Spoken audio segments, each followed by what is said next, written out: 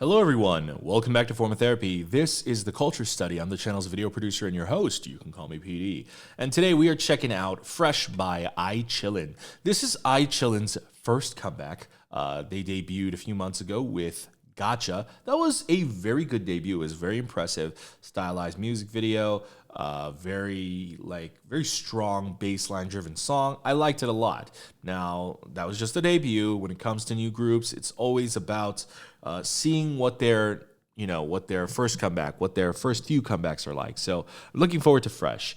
Now, based on the thumbnail and based on this opening shot, it does seem like they're going to be changing things up a little bit. They might be going for a more traditional girl group sound, something a little bit more on the lighter side. I don't know. Maybe they're going to kind of subvert our expectations, but at least visually, that's what it seems like with its bright poppy colors. Now, before we get into the video, guys, if you enjoy our channel, if you'd like to support what we do, we actually don't make money doing these videos on our YouTube channel because of copyright. You can visit our Patreon to actually support the channel. Of course, you don't have to support us monetarily, but if you do want bonus reactions, like we do listening parties, we react to variety content, we check out K-dramas and survival shows. So if you guys want to check all that out, we do that over on our Patreon. Of course, you don't have to support us monetarily. Like I said, you could just simply like this video or subscribe down below. We would really appreciate it. Let's go ahead and get into the video. This is Fresh by ICHILLIN, and this is your form of therapy.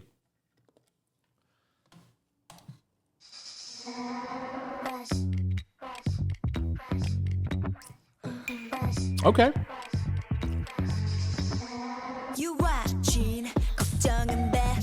Oh, it's not what I was expecting.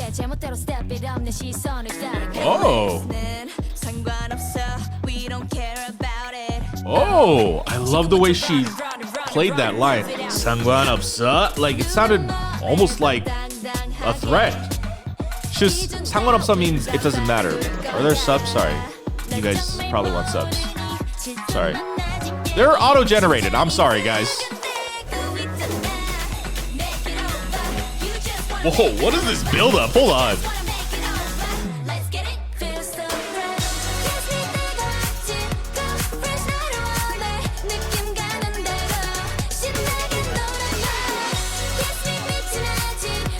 What is going on in this song?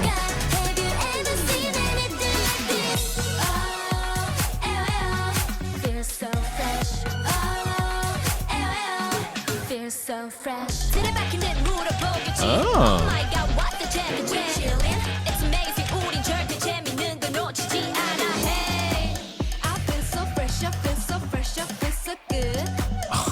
Oh. I really like that part. I feel so fresh. Something about that felt very, I don't know, it sounds like a line that Fergie would do in like a Black Eyed Peas song.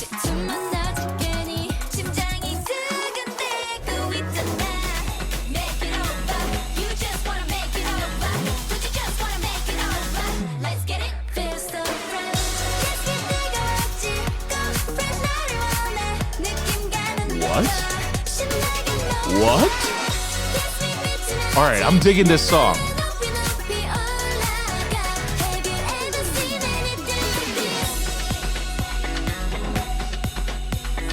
Oh, what? Oh, what?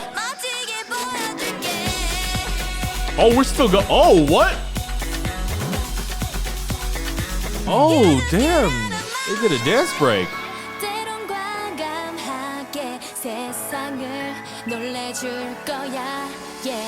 I like this girl with the red hair. She's very good at. Oh my god! Sorry, these drums. What the?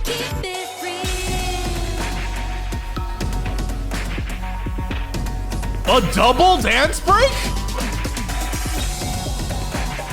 Is that rain?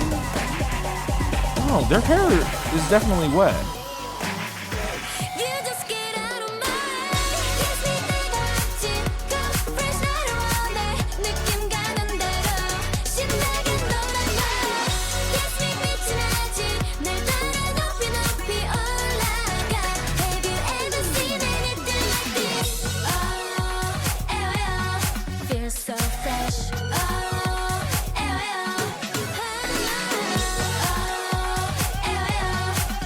so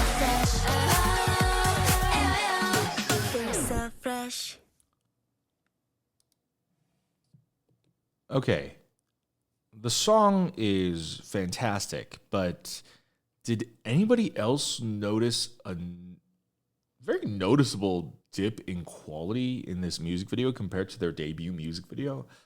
All right, well, we'll talk about that in a sec, but let's talk about the good before we talk about the bad, because I'm noticing some red flags, but let's talk about the good, which is, my goodness, this song. This song is off the walls bonkers. It combines that stylistic bass line that they had in Gotcha, that very much girl crush style, except with the chorus here, they went for a much more lighter, kind of what we were assuming at the beginning of the video, that lighter, much more beautiful, refreshing, sparkly tone to the song. It's an interesting combination. I heard it on another song recently. I did a listening party for aespa's Savage album. There's a song on there called Yeppy Yeppy, which also combined really hard-hitting girl crush elements with a very beautiful pop chorus. And that's kind of what they do here. They don't go as hard in the girl crush section, but there are still portions. Like if you...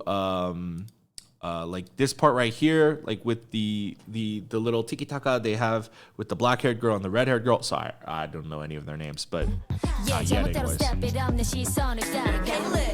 She delivered that with a lot of confidence. A lot of confidence. Really dug that. And then this girl as well. I love the tone of her voice. It reminds me a lot of, I would say, probably Yujin from ITZY. They have that nice husky tone, which not a lot of female idols can pull off. So that's really dope. So they combine a lot of different interesting elements in the song. And then, oh, wow, this pre-chorus, this buildup right here is insane.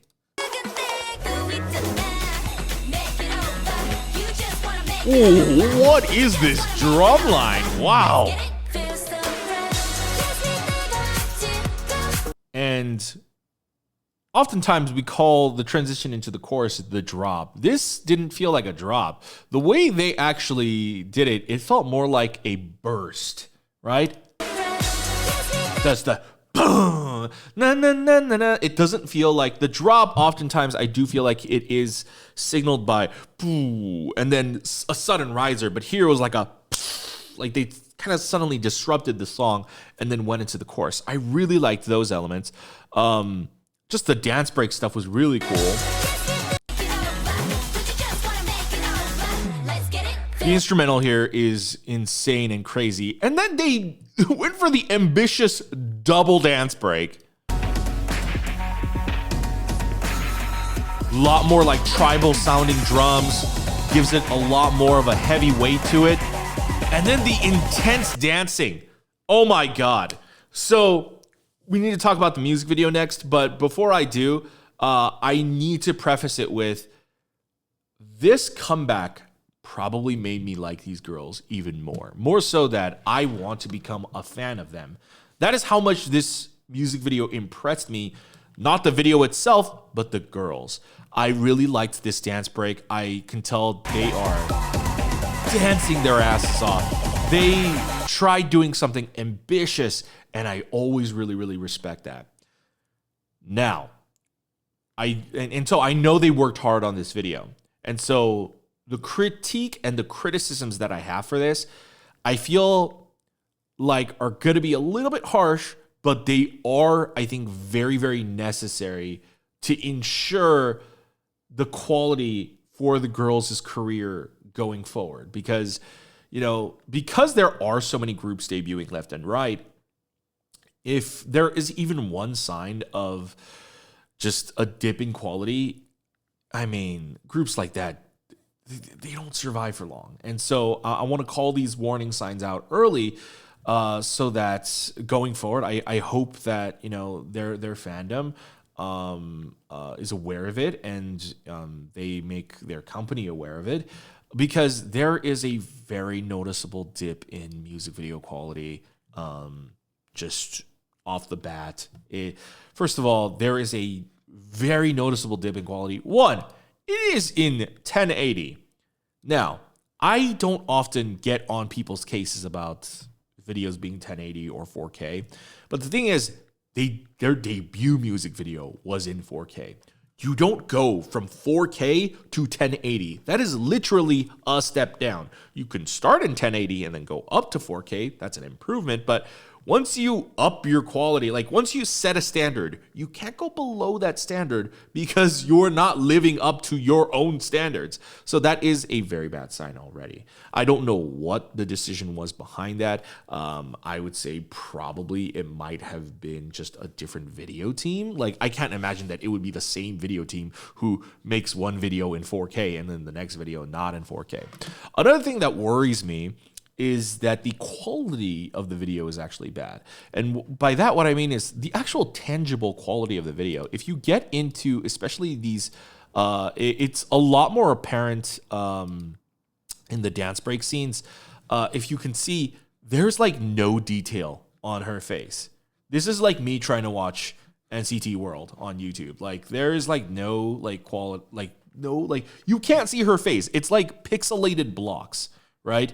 And that is the video information falling apart. And it could be a variety, like a numerous amount of things. Now, I think the quickest assumption could be, well, it's the YouTube system, like breaking down the bitrate and whatnot. And that is true. YouTube does, whenever you upload a video, no matter how high the quality is, YouTube does kind of degrade the video's quality just a little bit, but it's just a little bit. Like you'll see a little tearing here and there, but it's never as bad as this. This is a problem that was either in camera or in editing or in post, or they exported it wrong, like, or I don't know, they filmed it in 1080. Like I can't imagine that they filmed this in 1080. Listen, in 2021, some videos still come out in 1080, which I think most videos should come out in 4K unless you can't handle it, which, you know, I had to export some videos in 1080 for a while because I have a very different computers running it, and this computer specifically couldn't run 4K, and so then I had to swap it out. But, you know, that is understandable, but if you are filming stuff in camera, you don't film in 1080. That's never a thing. Like you shouldn't do that, especially on a professional level. You should never film anything in 1080. Purely because also if you throw it into editing, you want to film it in 4K so that you can either downsize it to 1080 or you can at least edit the video in a 4K timeline and then export in 1080, and it still looks sharper and better at least. So there is absolutely no reason that this should have been filmed in 1080, but the quality is just so lukewarm. It, like, this silhouette scene should look dope and badass, and I don't know what I'm looking at. And that's also a problem. Mind you, it is a little bit bold, just like the song itself, the song being something very ambitious. So is the music video. Like, it tries to do something ambitious here, which they filmed a rain scene. Like, whoa, that's super dope. But the problem is, you cannot see the rain unless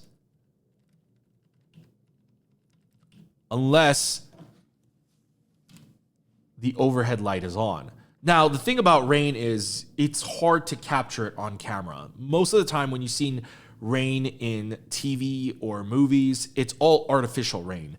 Genuine, real rain in, you know, out in the world is hard to capture on camera. And so oftentimes you have to pour more water than what you would actually even get with real rain to even make it look like real rain on camera. And so they're drenching these girls for sure, but then to also capture rain, you need light. You need light, like something to refract off of, because when it's dark like this, you can't see any of the rain. You can tell the floor is wet, but you can't see any of the rain. So that already is, that is unfortunate. They put these girls through so much. They made them film in the rain, and it doesn't look good. It should look good, but it doesn't look good because of how it's captured. What I would have definitely done differently is I would have probably made the strobing. Well, I mean, it comes down to the bitrate quality alone, but I think, even for the silhouette, there should have always been an overhead dramatic light over them at all times. So you're always capturing the rain, or a spotlight at least behind them. So there's something that would capture the rain. Like, this makes you go, is there rain? Like this is the problem. There's so much degrade in quality from the bitrate that even when there is supposed to be rain on screen, it makes you go, is that rain? That's not how you film a rain scene. That's a very, very bad sign. And so I feel so bad for these girls, because it must have been hard to try and not slip. It must have been hard to just film it in general. And it feels like their work and efforts were just, it didn't bring, like, the video team did not bring that to life properly. And that was all on the video team. And I don't know, it's unfortunate. And this is a low budget video, and that is also something that worries me. And here's how you signify that this is a low budget music video. I'm sure a lot of people who saw this off the bat and could see that this is a low budget music video, but just to give you, I guess, a technical breakdown. One, there's not enough set changes. They literally dance in this one set, and then there's an outdoor location for this set as well, which they dance in right here. And then they film here, and then that's it. There's not enough diversity in their sets. And this oneer here, oneer shots are usually supposed to be stylistic, and I'm definitely guilty of this too, but oneer shots can also be used as a cheap way to cut time and get as much coverage as you can.